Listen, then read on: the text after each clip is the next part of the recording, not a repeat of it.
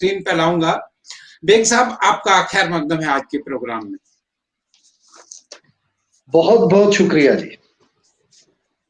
Bag साहब, आज का जो प्रोग्राम है वो शुरू करता हूं इससे कबल कि मैं ये नाज़रीन को ये बताना चाहूंगा कि आज का जो हमारा प्रोग्राम है वो खासकर हेल्थ सिस्टम पर रहेगा, हेल्थ सेक्टर पर रहेगा। तो बेग साहब, मैं शुरुआत करता हूं आपकी बारामूला हल्का इंतखाब में कोविड के चलते हुए हेल्थ का फिल वक्त क्या स्टेटस है?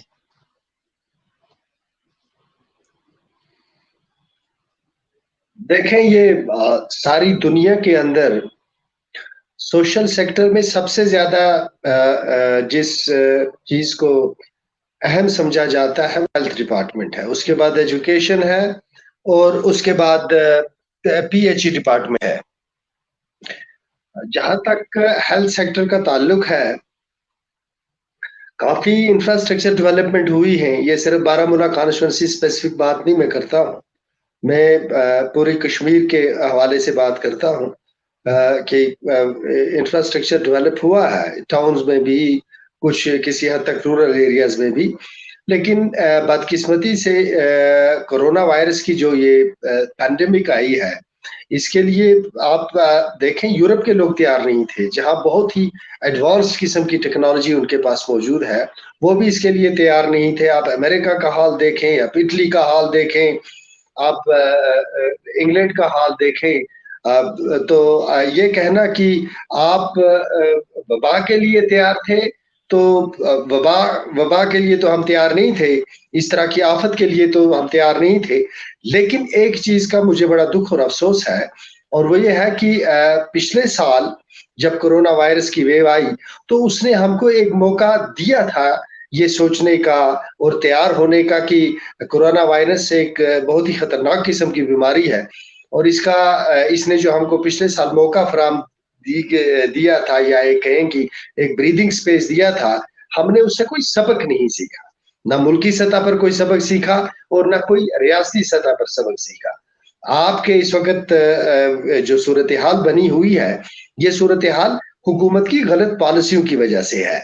और फिर बदकिस्मती से जो हमारा इस वक्त एक मीडिया है, चाहे प्रिंट मीडिया हो, चाहे इलेक्ट्रॉनिक मीडिया हो, चाहे ये मीडिया हो, हम लोग अपने लोगों को पूरी तरह से इसके हवाले से अवेयर कर नहीं पाए हैं। और फिर एक और बहुत ही एक पेचीदा सा मसला है, इसको कंट्रोवर्शियल लोग ना बनाए, तो ये जो मजहबी मामलात हैं, उसकी भी बहुत ज्यादा मुदाखलत इसमें हो गई है कि कितने लोगों को मस्जिद के अंदर जाना चाहिए, मंदिर के अंदर जाना चाहिए। एक ऐसी सूरत हाल थी जिस वक्त लोगों को ये सोचना चाहिए था कि हमको बहरहाल सोशल डिस्टेंसिंग करनी चाहिए। अगर सिर्फ हम लोग 14 दिन या 20 दिन या 21 दिन हम लोग अपने घरों में रहते और कोई अपने घरों में एक दूसरे की सूरत हाल को मॉनिटर करते आइसोलेशन में रह के, तो ये सूरत हाल दूसरी होती। तो हमारा मीडिया भी फेल हो गया, हमारा जो बाकी ज़राए अबलाग के अदारे हैं वो भी फेल हो गए, हमारे मजहब के जो अदारे हैं वो भी फेल हो गए, हमारे एजुकेशन के जो इंस्टीट्यूशन हैं वो भी फेल हो गए, हमारे जो पॉलिटिकल इंस्टीट्यूशन ऑलरेडी डिफंक है वो भी कोई खास कारकर्दगी नहीं दिखा सका। इस वजह से हमने कोरोना वायरस की इंटेंसिटी और थ्रेट को आम आदमी को समझाने से कासिर रहे, इसलिए लोगों ने इसको सीरियसली नहीं लिया। और मुझे डर ये है कि सेकंड वेव जो है, इसके बाद अगर थर्ड वेव कोई आती है तो उसकी इंटेंसिटी क्या होगी। अभी हम सेकंड वेव से बाहर नहीं निकले, थर्ड वेव की बात हो रही है, तो लिहाजा हम इस चीज के लिए तैयार नहीं थे। रूटीन जो इलनेस होती है या हेल्थ इश्यूज हैं, उसके लिए अच्छा इंफ्रास्ट्रक्चर डेवलप हुआ है, लेकिन इस तरह की वबा के लिए जब यूरोप के लोग तैयार नहीं थे, तो हम जैसे गरीब ममालिक कैसे तैयार हो सकते हैं। लेकिन इसमें हमारी अपनी भी कुछ कोताहियां हैं। इसके साथ साथ दूसरा क्वेश्चन रहेगा मेरा, आपके अपने कंडी इलाका में सब डिस्ट्रिक्ट हॉस्पिटल चंदूसा में क्या सूरत हाल है, वहां के इंतजाम क्या है, वहां ऑक्सीजन की अगर बात लें, और दूसरे जो ट्रिपल के कोविड केयर सेंटर किस तरह से आपके उस हल्का इंतखाब में उनको अमल में लाया गया है? देखें, जो बारामूला कॉन्स्टिट्यूंसी स्पेसिफिक अगर आप बात करेंगे तो नारवा इलाके में एक अच्छे 2 बड़े अच्छे इंस्टीट्यूशंस हैं। एक शेरी हॉस्पिटल है, वो अच्छी तरह से काम कर रहा है, लेकिन उसको बिल्ड अप करने की ज़रूरत है, बैकअप करने की ज़रूरत है, इंफ्रास्ट्रक्चर में मज़ीद काम किया जा सकता है। बहुत मेहनत कर रहे हैं वहाँ लोग। वहाँ एक नई बीएमओ साहिबा आई हैं, डॉक्टर लुधियाना, जब से उसने जॉइन किया है, उससे पहले फारूक साहब थे, तो बड़े एफिशिएंट और बड़े ऑनेस्ट और डेडिकेटेड लोग हैं ये, इन्होंने बड़ा काम किया हेल्थ सेक्टर में। इस वहाँ फतेहगढ़ भी में भी एक पीएचसी है। तो जहाँ तक कंडी एरिया का ताल्लुक है, वहाँ चंदूसा सब डिस्ट्रिक्ट अस्पताल है, वहाँ भी अच्छे डॉक्टर हैं। लेकिन एक बदकिस्मती ये है कि ये जब किसी जगह इनको स्टाफ की कमी होती है, तो ये देखते हैं कि रूरल एरियाज़ चूँकि नेग्लेक्टेड पहले से रहे हैं और आज कोई पॉलिटिकल डिस्पेंसेशन है नहीं, कोई आवाज़ उठाने वाला है नहीं, कोई इनके दुःख दर्द देखने वाला है नहीं, तो इनको किसी भी जगह जब डॉक्टर की ज़रूरत पड़ती है, तो ये देखते हैं सबसे ज़्यादा गरीब और पसमानदा इलाका कौन-सा है, वहाँ से डॉक्टर को निकाल के ले आएँ ताकि उनकी आवाज़ ही नहीं कोई सुने। तो चंदूसा सब डिस्ट्रिक्ट अस्पताल के साथ जो ज़्यादतियाँ हो रही हैं, वो शायद इस वजह से हो रही है कि ये समझते हैं कि पहाड़ी इलाके के लोग हैं, इनकी कोई आवाज़ नहीं है, इसलिए ये वहाँ से डॉक्टरों को सख्त करके दूसरी जगह भेज रहे हैं। ये मुनासिब नहीं रहेगा। मैं आपको ये बताता हूँ कि मुनासिब नहीं रहेगा। मुझे अब इस उम्र में और इस ये थोड़ी बहुत एक शाइस्तगी भी आ गई है, बुजुर्गी सी भी आ गई है, सफ़ेद दाढ़ी है। इन हालात में अच्छा नहीं लगता है, लेकिन मैं उन अफ़सरों को ये कह देना चाहता हूँ कि वो अपने ज़हन से इस गलतफ़हमी को निकाल दें कि वो हमारे इलाके के लोगों को इग्नोर करेंगे और वहाँ से डॉक्टरों को निकाल के दूसरी जगह भेजेंगे और मेरे लोग या मेरी बहनें या मेरी माएँ या मेरी बेटियाँ सफ़र करेंगी, तो फिर उनको मैं कटहरे में खड़ा नहीं करूँगा। मैं न सिर्फ़ उनको अवाम की अदालत में खड़ा करूँगा, अल्लाह की अदालत में तो उनको खड़ा होना ही है। न सिर्फ़ मैं उनको अवाम की अदालत में खड़ा करूँगा, बल्कि मेरे पास ऐसे तरीके हैं कि मैं खुद भी जाकर सीधा कर सकता हूँ ऐसे लोगों को, जो मेरे इलाके के लोगों के साथ ज़्यादतियाँ करेंगे और ज़्यादतियाँ वाक़ई में हो रही हैं। इसी के साथ-साथ मैं जीएमसी बारामूला की बात करूँगा, जो आपकी कॉन्स्टिट्यूएंसी में आता है। यहाँ शिकायत है कि लोगों की शिकायत है कि रिटायर्ड डॉक्टरों को मुख्तलिफ डिपार्टमेंट्स का एचओडी बनाया गया है, लेकिन लाखों रुपए की जो ये सैलरी के बावजूद वो कभी-कभार ही आते हैं। तो उसका फ़र्क जीएमसी की ग्रोथ पे क्या पड़ सकता है और क्या पड़ रहा है? देखिए, ये जब डिस्ट्रिक्ट हॉस्पिटल था, मैं कुछ चीज़ें रिकॉर्ड पे रखना चाहता हूँ। मुझे उम्मीद है कि एलजी साहब और उनके एडवाइज़र्स और कमिश्नर साहब और डायरेक्टर साहब मेरी बात पे ज़रा गौर करेंगे। जब ये डिस्ट्रिक्ट हॉस्पिटल था, तो यहाँ मेडिकल सुपरिटेंडेंट मसूद साहब हैं। मसूद साहब को एक बहुत बड़ी क्वालिटी थी कि वो 24/7 असर्ट करते थे और वो खुद इस मेडिकल टीम का एक हिस्सा बन के काम करते थे, जिससे लोगों को वाक़ई सहूलियत मैसर थी। जब से ये मेडिकल कॉलेज बना है, तो चूँकि रिस्पॉन्सिबिलिटीज़ शिफ्ट हो गई हैं और डॉक्टर बाहर से आए हुए हैं, दूर-दराज़ इलाकों से आए हुए हैं। अभी तक वो सेटल नहीं हो पाए हैं, जो मौजूदा ये मेडिकल कॉलेज बना है, इसके जो डॉक्टर्स हैं, वो पूरी तरह सेटल नहीं हो पाए हैं। मेरे कहने से आप ये अख़ज़ नहीं करना कि वो मेहनत नहीं करते या वो काम नहीं करते। मेरे कहने का मकसद ये है कि बहुत मेहनत कर रहे हैं यहाँ डॉक्टर्स हों, नर्सेस हों, पैरामेडिकल स्टाफ हो, बहुत मेहनत कर रहे हैं। लेकिन जब ये रिस्पॉन्सिबिलिटीज़ शिफ्ट हो जाती हैं, तो फिर कुछ टाइम लगता है सेटल होने को चीज़ों में। मुझे उम्मीद है कि जो नई प्रिंसिपल साहिबा हैं, इनको थोड़ा-सा वक़्त दरकार है। बहुत ही मेहनती और काबिल डॉक्टर हैं और बहुत हमारे सारे डॉक्टर बड़े अच्छे हैं। तो जिस तरह से इस वक़्त तक हमारे डॉक्टर्स, नर्सेस, पैरामेडिकल स्टाफ, दवाई बेचने वाले, ये सारे लोग जितनी मेहनत और लगन के साथ इस वक़्त अपनी कौम की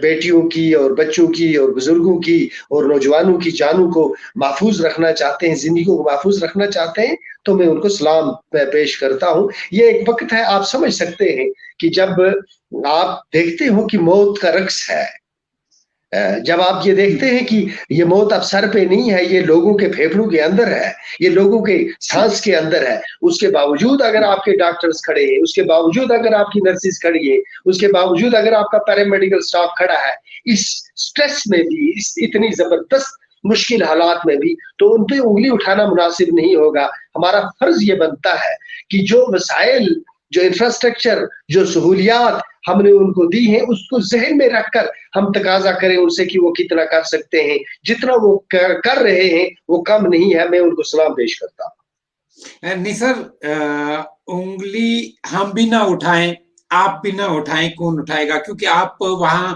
पब्लिक के रिप्रेजेंटेटिव हैं। जो डॉक्टर साहिबान वहां नहीं आ पा रहे हैं, नहीं पहुंच रहे हैं, क्योंकि ये पब्लिक का मानना है, तो क्या हाई अथॉरिटी के तक उनकी ये आवाज उठाना चाहिए? क्योंकि इसमें पेशेंट्स आपकी कॉन्स्टिट्यूएंसी से आएंगे। जब उनको पूरी फैसिलिटी नहीं मिलेगी।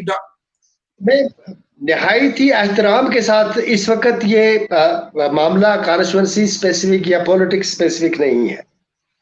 मैं आपकी खिदमत में पहले अर्ज कर चुका हूं कि यहाँ जो सरकारें रही हैं, उन्होंने जो इंफ्रास्ट्रक्चर फराहम किया है हॉस्पिटल्स को, और उसके बाद जो उन्होंने मेन पावर फराहम किया है हॉस्पिटल्स को, चाहे वो डॉक्टर्स की सूरत में हो। आप मेरी बात गौर से सुने। हम जो माजी की हुकूमतें रही हैं, उन्होंने जो हॉस्पिटल्स को इंफ्रास्ट्रक्चर फराहम किया है, और उन्होंने जो मेन पावर फराहम किया है डॉक्टर्स की सूरत में, नर्सेस की सूरत में, पैरामेडिकल स्टाफ की सूरत में, जो उन्होंने फराहम किया है, इसको इस तरह की मिसाल मैं आपको देता हूं कि आप बैंक में जब अकाउंट खोलते हैं, तो जो आप बैंक में डालते हैं वही आप विड्रॉ भी कर सकते हैं सूद के समेत। यहाँ जो हुकूमतों ने हेल्थ सेक्टर में इन्वेस्ट किया है, उतना ही वो इस वक्त तकाजा कर सकते हैं हेल्थ सेक्टर से।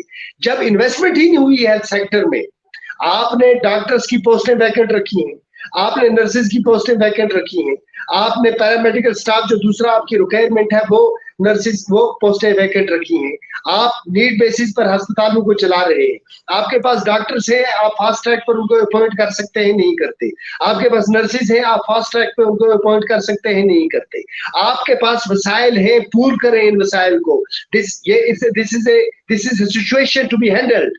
ये एक क्रिटिकल सिचुएशन है जिसको हैंडल करने की जरूरत है, एक कदम आगे बढ़ के इसको हैंडल करने की जरूरत है। तो हुकूमत जो मौजूदा डॉक्टर्स हैं और मौजूदा नर्सेज हैं, मौजूदा जो सपोर्ट स्टाफ है, अगर उनसे ये तकाजा करती है कि ये 24 घंटे नहीं 480 घंटे ही एक ही टांग पे खड़ा लेके इनके लोगों को राहत फराहम करेंगे, तो ये मुमकिन नहीं होगा। एक स्टेज होता है जहां आदमी कोलैप्स कर जाता है, हमारा सिस्टम कोलैप्स कर जाएगा।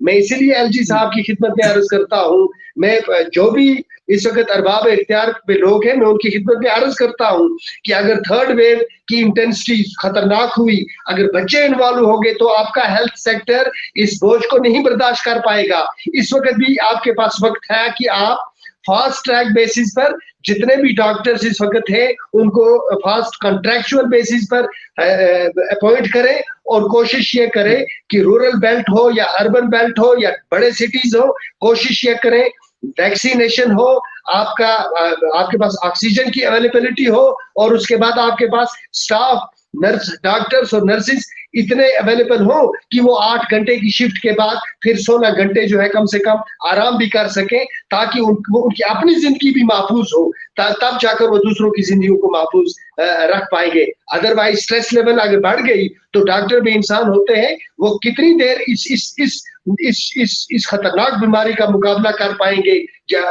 मौजूदा सरकार की मदद और रहनुमाई के बगैर।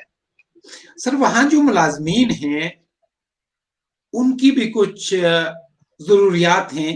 कुछ लोग जो आउटसोर्सिंग में जो लगे हैं कि एक साल से उनकी जो है सैलरी है वो नहीं मिली, तो कैसे एक निजाम को चलाया जाएगा? जब मुलाजमीन को सैलरी नहीं मिलेगी, उनके घर नहीं चलेंगे, तो वो फिर कैसे अकाउंटेबिलिटी कैसे बनेगी? मैंने इसीलिए आपको ये कहा, मैं इसीलिए आपको ये कहता हूं कि इस वक्त एक सिचुएशन है, इस बीमारी की वजह से लोगों की जिंदगियों को भी खतरा है, लेकिन साथ में आप देखें कि इसकी वजह से जो बेरोजगारी बढ़ रही है, लोग मजदूरी करते थे, अब मजदूरी नहीं, लोग रेड़ी लगाते थे, अब रेड़ी नहीं लगा सकते, लोग दुकान खोलते थे, अब दुकान नहीं खोल सकते। बेचारा ये एक चेन बनती थी, गरीबों को भी एक चेन बनती थी जिससे उनके घर चलते थे, वो चेन कट हो गई है। इस वक्त लोगों के पास बहुत एक मुश्किल वक्त है। इस मुश्किल वक्त में मौजूदा सरकार को, मरकजी सरकार को भी और रियासती सरकार को भी देखना ये पड़ेगा कि जो उनके पास इस वक्त पैसा है, रिसोर्सेज हैं, सरकार जो होती है, उनको कुछ कानून होते हैं, सरकार चलाने के कुछ कानून होते हैं, और इसी तरह जो पैसा आपके पास आता है इसमें भी कानून होते हैं। लेकिन एक चीज याद रखें, रूल्स जो होते हैं उनको रिलैक्स भी किया जा सकता है।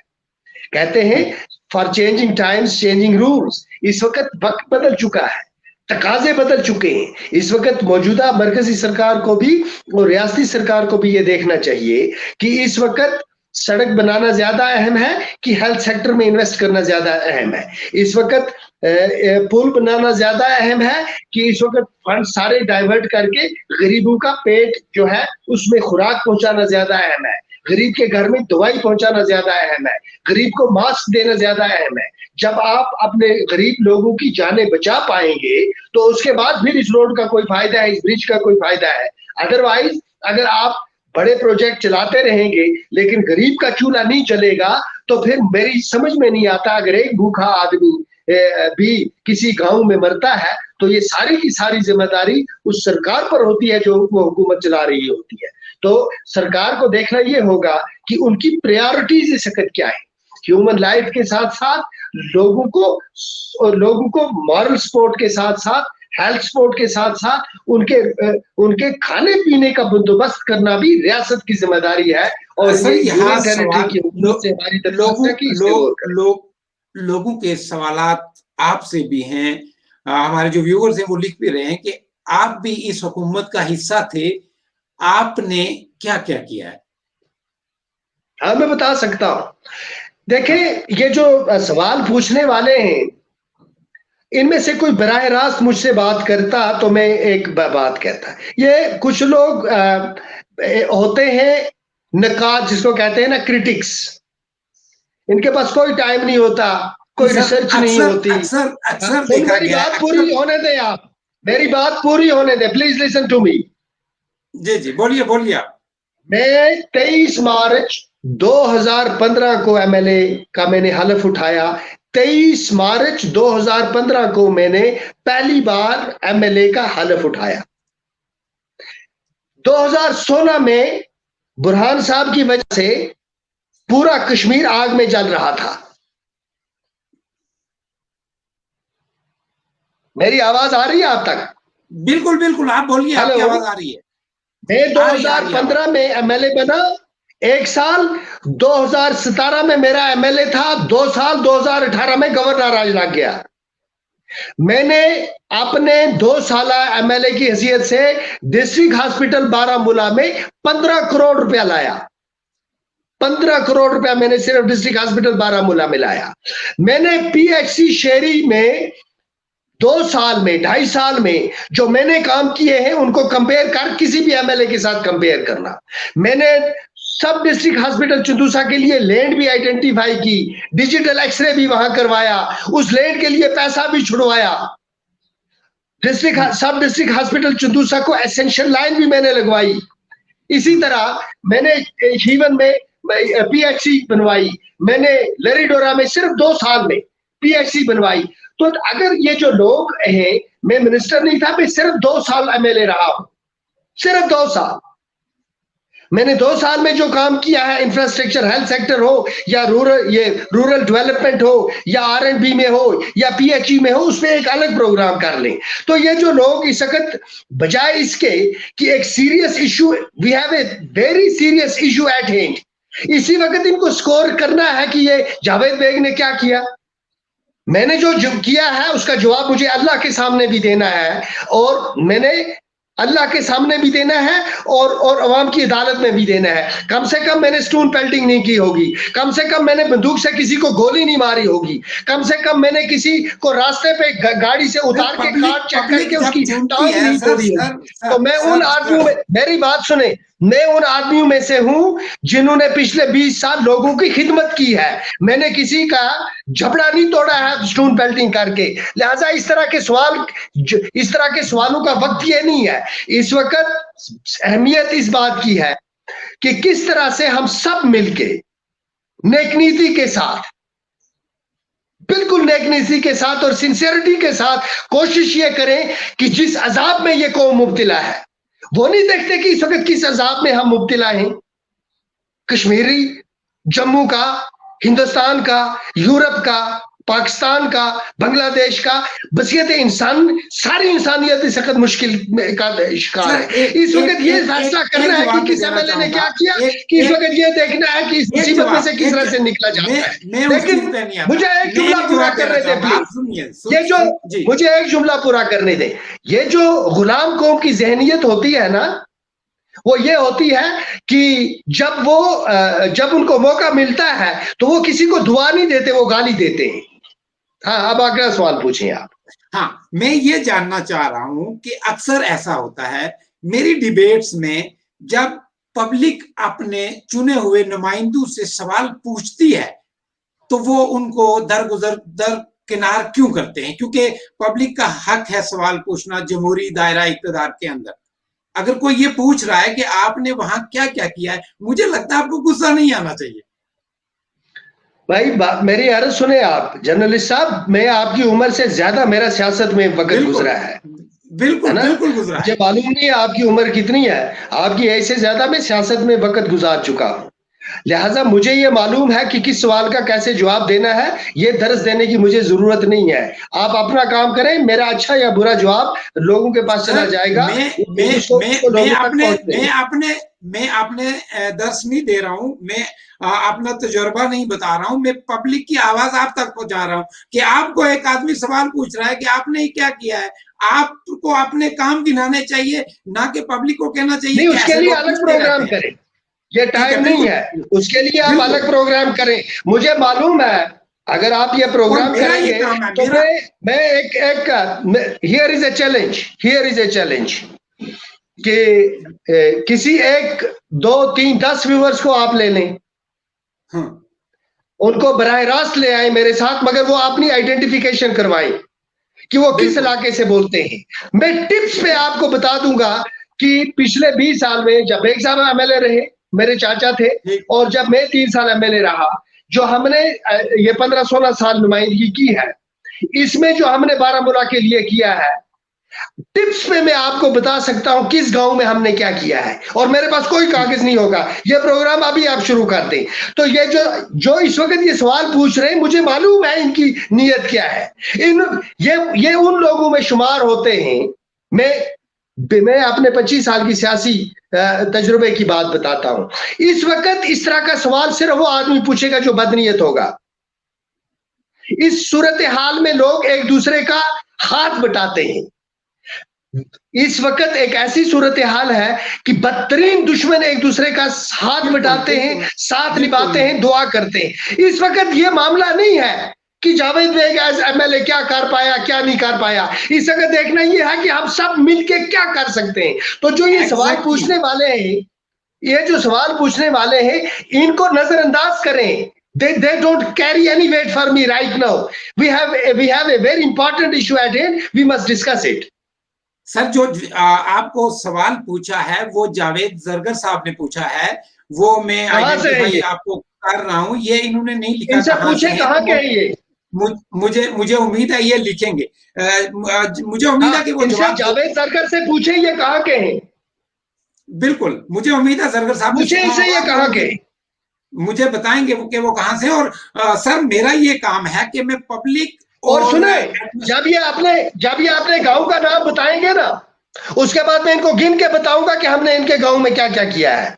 ये सिर्फ नाम बताएं और लोगों के नाम भी मैं बता दूंगा उस गांव में कौन कौन बसता है। जावेद जरगर साहब, मैं चाहूंगा कि आप अपने गांव का नाम हमें लिखें, यहाँ हमें बताएं, ताकि बेग साहब जो है वो आपको पूरी तरह से ब्रीफ कर सकेंगे और आपके सवाल का जवाब दे सकेंगे।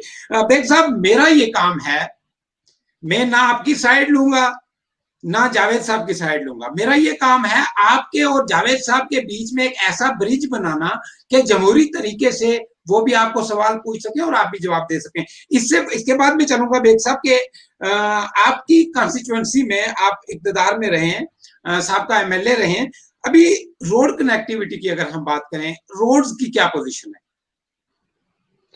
रोड्स की मैं आपको अभी बताता हूं गिन के। मैं यहां से शुरू करूंगा, घाटमूला बाला पाइन से मेरी कॉन्स्टिट्यूएंसी का स्टार्ट होता है, फिर आपको बर्दाश्त करना पड़ेगा, सुनते जाए। मैंने घाटमूला बाला और पाइन में 3.5 करोड़ रुपया खर्च करके 2 गांव को नाबार्ड के जरिए सारा मैग्डमाइज कर दिया। घाटमूला बाला और पाइन मालूम कर सकते हैं।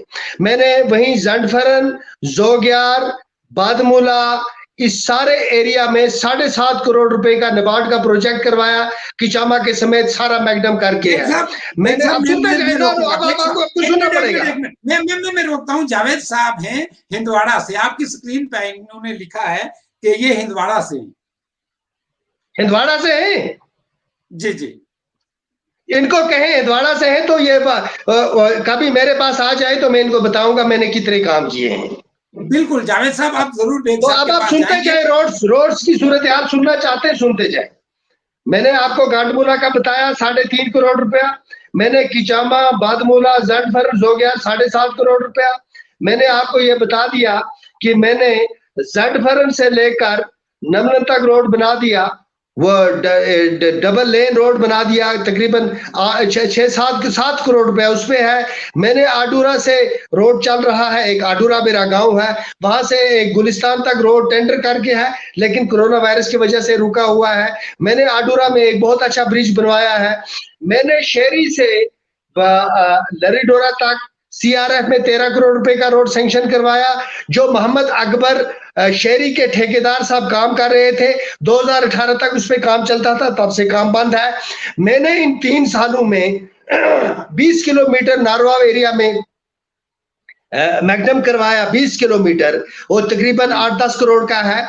मैंने हेल्थ सिर्फ पीएचपी इसमें पावर सेक्टर में सिर्फ 3 गांव को 1 साल के अंदर अंदर 1 करोड़ रुपए का रिसीविंग स्टेशन किचामा, घाटमूला बाला पाइन और जंडफरन को करके दे दिया। इसी के साथ मैंने एक और रिसीविंग स्टेशन वहां बनाया, जो शेरी का रिसीविंग स्टेशन था, इसको मैंने अपग्रेड किया। जो मालपुरा का रिसीविंग स्टेशन था, मैंने उसको अपग्रेड किया। मैंने हीवन में प्ले ग्राउंड बनाया, मैंने हीवन में हॉस्पिटल बनाया, मैंने लरीडोरा में हॉस्पिटल भी बनाया, मैंने लरीडोरा में 3.5 करोड़ की पानी की स्कीम की भी दी। ये जितने इलाके मैंने शहरी लिफ्ट इरिगेशन भी अपग्रेड करवाई। मैंने इस इलाके में कई ट्रांसफार्मर और तकरीबन 200-400 पोल दिए होंगे, आप मालूम कर सकते हैं। इरिगेशन सेक्टर में मैंने घाटमूला बाला पाइन की स्कीम भी भिजवा दी, वो भी मेरे अंदाजे में शायद अप्रूव होके आ गई होगी। ये तो मैंने जिक्र कर दिया जिमनी सिर्फ नारवाव का। आप चले आए टाउन में, मैंने टाउन में फिश मार्केट ब्रिज बनवाया। मैंने टाउन में सिर्फ 2 साल में 40 किलोमीटर मैग्डमाइज करवाया। रोड्स का ठीक है, रोड्स का जवाब मुझे मिला है। आपको मेरी जो कॉन्स्टिट्यूएंसी की कनेक्टिविटी है उसको आप आकर देखें मेरे साथ, तो मैं आपको दिखाऊंगा कितना काम किया है हमारी टीम। लेकिन एक बात यहाँ पे पॉइंट आउट करना चाहता हूं कि जब से हमारी हुकूमत गई, मैं हुकूमत का हिस्सा नहीं था, मैं लेजिस्लेटर का हिस्सा था। I was not a minister in the government. लेकिन मैं आपको सिर्फ ये बात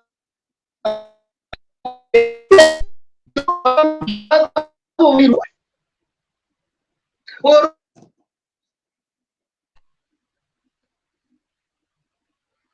जो काम रुक पड़े हैं, आज मैं एमएलए नहीं हूं, आज मैं आम आदमी की तरह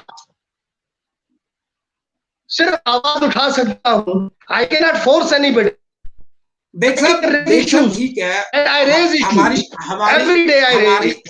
हमारी टीम जरूर आपकी कॉन्स्टिट्यूएंसी में चक्कर लगाएगी। और आप बताएं कि एजुकेशन की क्या पोजीशन है? आखिरी सवाल है मेरा, एजुकेशन का जो सेटअप है, एजुकेशन इंफ्रास्ट्रक्चर की बात करें, एजुकेशन के सिस्टम की बात करें, तो क्या पोजीशन? आपकी आवाज नहीं आती। एजुकेशन की क्या पोजीशन है आपके हल्का इंतखाब में, अगर आप मुझे सुन पा रहे हैं? बेग साहब का राब्ता हमसे मुनक़ता हो चुका है, तो एजुकेशन के हवाले से मैंने सवाल पूछने की कोशिश की थी, लेकिन किसी टेक्निकी कारण की वजह से बेग साहब का राब्ता जो है हमसे मुनक़ता हो चुका है। तो मेरी अक्सर यही कोशिश रहती है कि लीडरों से सवाल पूछे जाए। जब लीडर उनको सवाल पूछोगे तो उनको आग बगोला नहीं होना चाहिए, जमहूरी तरीके से अपने अवाम जिन लोगों ने उनको चुना है उनका जवाब देना चाहिए। तो आरएनए की आज की खास पेशकश में आज इतना ही। तो इंशाअल्लाह जरूर एक नई डिबेट के साथ आपके साथ मुलाकात करूंगा। इसी के साथ अपने मेजबान महमूद ख्वाजा और मेरी पूरी टीम को दीजिए इजाजत। देखते रहिए आरएनए कश्मीर।